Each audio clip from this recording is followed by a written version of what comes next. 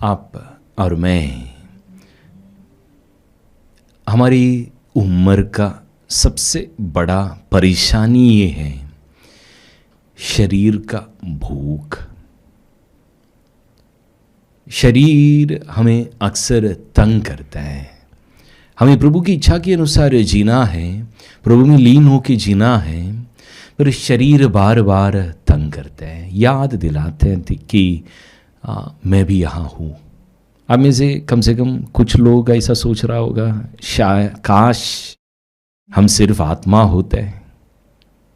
मेरे भाइयों बहनों, ये हमारी जीवन की सबसे बड़ी परीक्षा है कि शरीर की वासनाओं को तृप्त ना करे, प्रभु की इच्छा की अनुसार इसको कायम रखे। Hallelujah, praise the Lord. आपने फादर सिस्टर लोगों को देखा होगा, वे लोग उनकी पूरा जिंदगी प्रभु की नाम पर समर्पित करते, कोई जीवन साथी नहीं लेता है, शादी नहीं करता, तो पूरा जीवन भर वो प्रभु में लीन होके जी रहे हैं। पर उनके लिए आसान है, एक तरह से देखा जाए तो उनके लिए आसान है, क्योंकि दुनिया के सारे लोग उनका अपना भाई और बहन है। मतलब एक ही नज़र से सबको देख सकता है, सबके लिए प्रार्थना कर सकता है। पर दुनिया में जीने वाला आप और मेरे लिए ये थोड़ा मुश्किल है, क्योंकि प्रभु हमारे लिए एक जीवन साथी चुनकर रखा है ना। अभी समस्या ये है, आपकी जीवन साथी को जीवन साथी के रूप में देखना है और दुनिया की बाकी सारे भाइयों को भाई मानना है, बाकी सारे बहनों को बहन मानना है। तो आपकी शरीर की बातें, आपकी वासनाओं को तृप्त नहीं करना है, वासनाओं के पीछे नहीं पड़ना है, पर समय आने पर आपकी जीवन साथी आपको शादी ब्याह में आपको मिलने पर उनके साथ आपको आशीश्वर जीवन बिताना भी है। हालेलुया। बड़ा समस्या है, मतलब सही वक्त तक आपको अपने शरीर को रोकना है। सही इंसान के साथ रिश्ता जुड़ने तक, वो शादी की आशीष मिलने तक आपकी शरीर को आपको मना करना है। रोमियो की पत्र में कहते हैं, शरीर की वासनाओं को तृप्त करने के लिए हम नहीं जी रहे हैं। अध्याय 8 में बार बार प्रभु के वचन हमें बताते हैं, जो शरीर की वासनाओं को तृप्त करके जी रहे हैं वो भौतिक इंसान है, वो वासनाओं को तृप्त करके जी रहे हैं, वो आध्यात्मिक नहीं है। आध्यात्मिक इंसान आत्मा की प्रेरणा के अनुसार शरीर की वासनाओं की खंडन करेगा। पर कैसे हो सकता है? कैसे हो सकता है ये आत्मा की प्रेरणा के अनुसार शरीर की वासनाओं का दमन कैसे की जाएगा? सरल रूप में कैसे समझ सकता है? हम कैसे इसको मना करेगा? हालेलुया। मेरे भाई बहनों, बाइबल भर कई सारे लोगों की कहानियां हम पढ़ता है। प्रभु की गिने चुने लोगों की बारे में हम पढ़ते हैं। उसमें से सबसे महान कुछ लोग गिरने का कारण वासना था, शरीर की वासनाओं की वजह से गिर गया। ये जो समस्या है इसको हम अनदेखा नहीं कर सकता। आंख बंद करके नहीं, ये ऐसा नहीं है बोल के हम इसको अनदेखा नहीं कर सकता, क्योंकि ये सच्चाई है। हमारा शरीर हमें वासनाओं की ओर खींचता है। बाइबल में सामसन को हम देखते हैं, बड़ा ताकतवर था, बड़ा ताकतवर आदमी। पवित्र आत्मा की ताकत उनमें था और वो अकेले में हजारों की सामना किया है, ऐसा शख्स है। पर ऐसे आदमी को शरीर की वासनाओं को तृप्त करने में जब वो लगे रहा तो हार की सामना करना पड़ा। अपनी सारी ताकत वो खो बैठा, आत्मा की अभिषेक खो बैठा। फिर हमने देखा प्रभु जिसके बारे में बोला कि प्रिय आदमी, एक बार नहीं कई बार बार बार प्रभु उसके बारे में बोला, दाऊद के बारे में। और वो दाऊद राजा जो प्रभु का इतना प्रिय था, वो शरीर की वासना की पाप में गिर पड़ा, व्यभिचार पाप में गिरा। देखो मेरे भाई बहन, हर किसी को ऐसा प्रलोभन हो सकता है, और प्रलोभन की वक्त अगर हम बाएं ओर झुके हैं, शरीर की वासनाओं को तृप्त करने की सोच रहे हैं, ये भी याद रखना। प्रवक्ता ग्रंथ के अध्याय 6 में बताते हैं ऐसा आदमी मूर्खतापूर्वक चलेगा, उसकी दिमाग प्रभु की सच्चाई के बारे में, प्रज्ञा की सोच उसके दिमाग में नहीं हो सकता है। हालेलुया। सबसे पहले प्रभु की इच्छा पूरा करने की फैसला करो। दाऊद ने जब पाप किया तो उसके साथ क्या हो गया,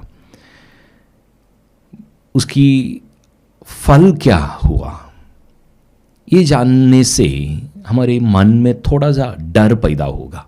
वो अच्छा होगा पाप से बचने के लिए आपको। मेरे भाई बहनों, एक बार उसने व्यभिचार किया, पर उसका दंड बहुत भारी पड़ा दाऊद को। सामुएल का दूसरा पत्र अध्याय 12 उसकी वाक्य 10 से लेकर प्रभु की वचन कहते हैं, नाथान नबी दाऊद को सुनाया, इसलिए अब से तलवार तुम्हारे घर से कभी दूर नहीं होगी, क्योंकि तुमने मेरा तिरस्कार किया और ऊरिया हिती की पत्नी को अपनी पत्नी बना लिया। प्रभु यह कहता है, मैं तुम्हारे अपने घर से तुम्हारे लिए विपत्ति उत्पन्न करूंगा। मैं तुम्हारे देखते देखते तुम्हारी पत्नियों को ले जाकर तुम्हारे पड़ोसी को दे दूंगा, जो खुलेआम उनके साथ रमन करेगा। दाऊद छुप करके पाप किया था, पर यहां देखो दाऊद की सामने नबी आकर कह रहे हैं, तुम्हारी पत्नियों को खुलेआम कोई व्यभिचार करेगा। और कुछ समय के बाद उसके साथ क्या हुआ, अपनी ही बेटा दाऊद को भगाया और दाऊद की पत्नियों के साथ खुलेआम रमन किया। और फिर खत्म नहीं हुआ, आगे जाकर कुछ समय के बाद एक बेटा दूसरे को मार दिया और अपनी ही बहन के साथ व्यभिचार किया। मेरे भाइयों बहनों, ये पाप खतरनाक है, इसका दंड खतरनाक है। हमें इजाजत नहीं है,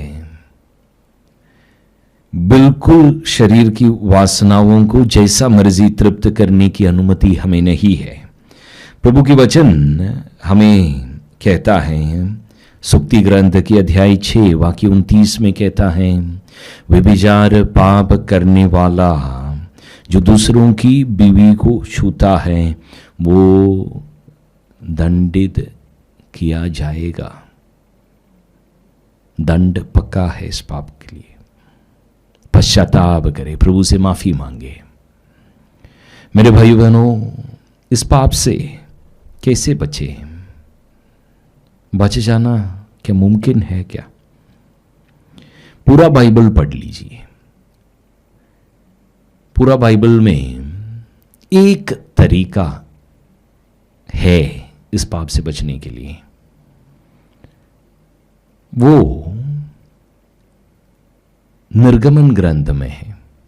हम पुराने जो यूसुफ है उसको देखता है, उसको पाप करने के लिए मालिकिन बुलाया, प्यार से बुलाया होगा, पहले उसने मना किया होगा, फिर ब्लैकमेल करने की कोशिश किया होगा, तब भी उसने मना किया होगा। आखिर में जब एक दिन ऐसा आया जब घर पे कोई नहीं रहा तो ज़बरदस्ती करने लगा उसके साथ। जैसे ज़बरदस्ती करने लगा वो अपना कपड़ा छोड़कर घर से भाग गया, पर पाप नहीं किया। मेरे भाई बहनों, जब उसने पाप छोड़कर भाग गया, उसको उल्टा निष्पाप होकर भी उसको दंड सहना पड़ा। पर उसके बाद प्रभु जब उसको महिमा देने लगा, उस पूरा देश की प्रधानमंत्री बना दिया है। मेरे भाइयों बहनों, एक ही तरीका है इस पाप से बचने के लिए, भाग जाए, भाग जाए। जहां से आपको प्रलोभन मिल रहा है इस पाप करने की, वहां से भाग जाओ। अगर सोशल मीडिया से आपको प्रलोभन मिल रहा है, सोशल मीडिया से भाग जाओ। किसी दोस्त से आपको प्रेरणा मिल रहा है, वहां से उस दोस्ती काटो। अगर पड़ोसी से हैं, उनसे आप बातें करना छोड़ दो, उनके साथ वक्त बिताना छोड़ दो। अगर अकेले में रहते वक्त आपको गलत सोच आ रहे हैं, पाप करने की प्रेरणा मिल रहे हैं, अकेले में ना बैठो, लोगों के साथ जाके बैठो। माँ बाप से, जो आपकी घर पे जो बच्चे हैं, माँ बाप हैं, बड़े बुजुर्ग हैं, उनके साथ वक्त बिताओ। आप विषय को बदले, सोचने की विषय को बदले, बात करने की विषय को बदले, पाप से भाग जाए। इस पाप से बचने की और कोई तरीका नहीं है। मेरे भाई बहनों, पवित्र आत्मा की ताकत अनुभव करते ही जीना है। याद रखें, सामसन इस पाप करते करते पवित्र आत्मा के अभिषेक वो खो बैठा। दाऊद को याद करें, स्तोत्र 51 में वो रोते हुए प्रार्थना कर रहा था प्रभु से कि प्रभु आपकी आत्मा को मुझसे वापस ना ले। व्यभिचार करने के बाद वो रोते हुए प्रार्थना कर रहा था। मेरे भाइयों बहनों, पवित्र आत्मा नष्ट हो जाएगा ये पाप करने से। दुखी होकर पश्चाताप की मनोभाव से प्रभु से प्रार्थना करें और फैसला करें कि ऐसे पाप में दोबारा ना पड़ेगा। ना आंखों से, ना सोच से, या ना कर्म से ये पाप कभी दोबारा नहीं करेगा। फैसला करिए, प्रभु आपकी साथ दे। God bless you.